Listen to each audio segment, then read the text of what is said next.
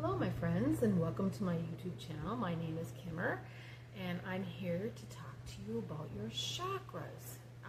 If you're not familiar with chakras, they're your 7 energy centers in your body, and you know that your body is a living, breathing battery. It's made of energy, where everything on earth is a frequency, and everything has its own specific frequency, including us.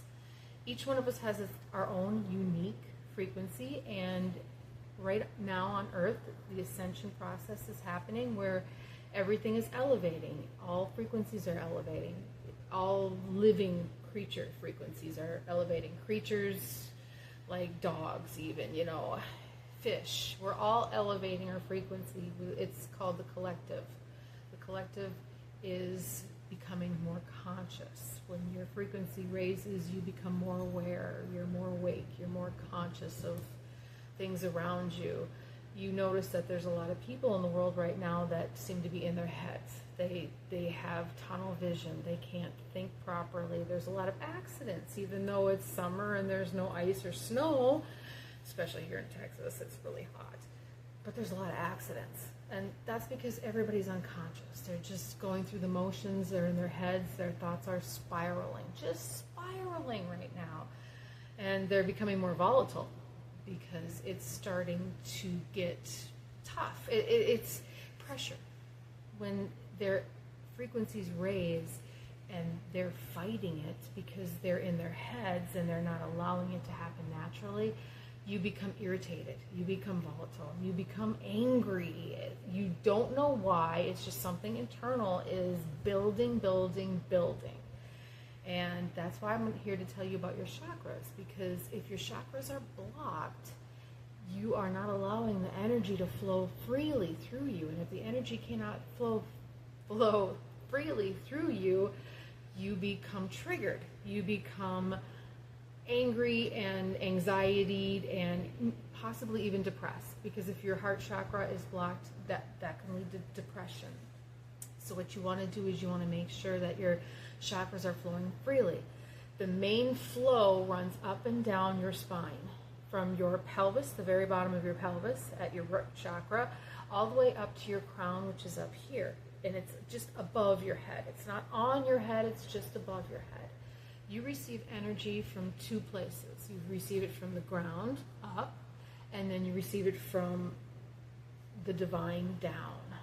So your crown chakra is up here. You have 7 chakras. The bottom chakra is at the bottom of your pelvis, and that's the root chakra, and that's your grounding chakra. It grounds you to the earth, and that's where you receive the earth's energy or the earth's frequency, and that calms you and stabilizes you. And then the next chakra is the sacral chakra, and that's in your genitalia area. It's the uterus, those kind of organs. And then the 3rd chakra is your solar plexus, and that's your stomach area. And then your 4th chakra, that's your heart chakra, and that holds both of them, the upper chakras and the lower chakras. It's like the bridge. It's very important, and a lot of your thinking comes from your heart chakra. When you can put your mind and your heart in sync, then you have knowledge. If you don't have your heart connected to your mind and your ego run your actions. So you have to unblock your heart. And then the next chakra is the throat chakra, and that's your speak your truth. And then it's the 3rd eye, and that's where you get your intuition. That's your intuition. It's all of your clairs, that sort of thing. And then your crown chakra is where you get your divine downloads. That's where you get your information from your soul. Your soul is inside of you, but it's also outside of you. It's we'll get there. But your chakras are energy centers. They're wheels. In Sanskrit, it means wheels, turning wheels. And what it truly is you have energy running up and down your spine at all times. But you also have energy flowing across. And the major energy rivers, we'll say, cross where those chakras are. And so those are the major centers. And they also regulate your endocrine system. Yes, they do. And each chakra is a hormone gland center. So each chakra is over a gland, and your root chakra is your reproductive glands. I have to look up because I gotta remember. But your reproductive glands are right where your root chakra is over them. And they regulate the hormones. So if your root chakra or any of your chakras are out, blocked, then your hormones are not balanced. It doesn't take medicine to balance your hormones. It takes your chakras. You have to unblock your chakras. And how do you block your chakras? All the traumas you've had. Everything that's happened to you that you couldn't express, that you couldn't voice, that you couldn't do something about, and you had to internalize it. Everything that's ever happened to you that you had to internalize blocks your chakra. And it's like an onion. You get layer after layer after layer. And you have to get rid of those layers. And that's why you need to release. And all the releasing energy that's in the atmosphere right now, from the Schumann and from the Italian graph and from the Earth's heartbeat graph, every one of them, every day has release, because it's for us. It's for us to release all these layers on our chakras.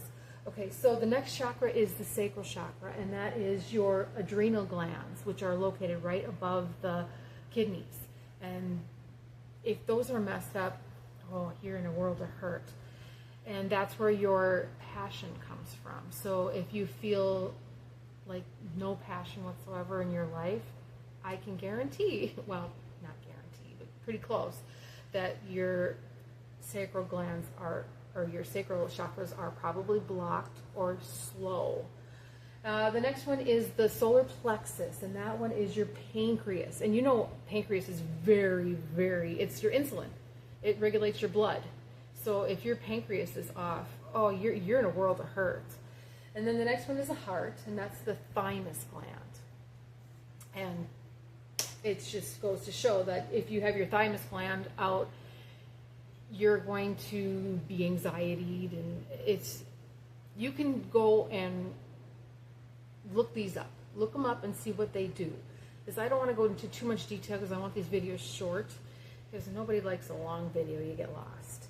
So the next one is your throat, and that's your thyroid. And that's from not speaking your truth. When you don't speak your truth and you bite your tongue when somebody says something to you continually, your thyroid will pay the price for it. I know so many people that had their thyroids taken out because they were not functioning well. They weren't functioning well because they did not speak their truth. 98% of the time, it's a person who has a partner who overrides everything and doesn't let them speak, doesn't let them think, doesn't let them have an opinion, or a parent. I know a kid, she was, I think, 16, and she had to have her thyroid taken out because her mother was very controlling, super narcissist controlling. And she shouldn't have had it. We're not supposed to have parts of us taken out. God didn't put them in your body so man can take them out. It's a red flag for you to fix the problem, not take out the gland. We need our glands. And then this is the pituitary gland. The third eye is the pituitary gland. The pituitary gland regulates all the other hormones, that regulates all the other glands. So it helps with the sperm production and egg production and blood pressure and all the other things that the other glands help. It's like the brain of all of the functions of the endocrine system. And the pineal gland is the last one, and that's the one up on top. And that regulates the melatonin and your sleep cycles. Very important. So the point of all this is chakras are very important. And I don't know why modern medicine just ignores them, because they are the key to health. The chakras are the key, because if your hormones are not balanced or not working properly, your entire system, all your organs are off. Everything is off. and then things start to happen. Your body starts to try to tell you that they're off, and then it does things like you get diseases or disorders or things. That's your body speaking to you. It's talking to you, telling you there is a problem and you need to figure it out. So chakras are very important, and each chakra has a frequency. It has its own frequency, which I'm showing you right now, and it has a specific one. So if you want to help that chakra, you use that frequency. But you know what else has the same frequency? Colors. That's why each chakra has a color representing it. Like the root chakra is red. Well, red has the same frequency as the root chakra does. A note, do, do, re, mi, fa, so. Do has the same frequency, that note, as the root chakra. So to help your chakras, you wear red if you have a bad day with your root chakra. If you want to balance a chakra, you wear the color or you hum the note.